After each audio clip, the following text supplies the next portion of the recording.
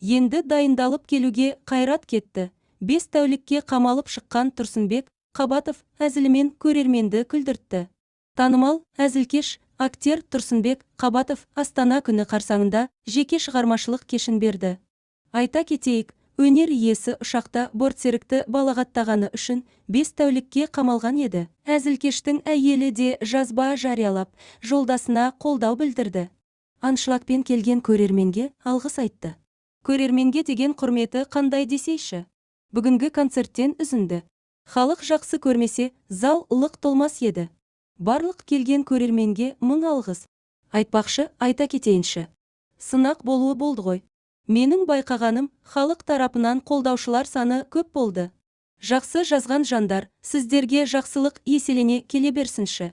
Рахмет баршаңызға, деп жазды блогер Мөлдір Мұқанова. Еске салайық, Қазақстан Республикасының жоғарғы сотында хабарланғандай, әзілкешке ұсақ бұзақылық жасады деген айып тағылған еді.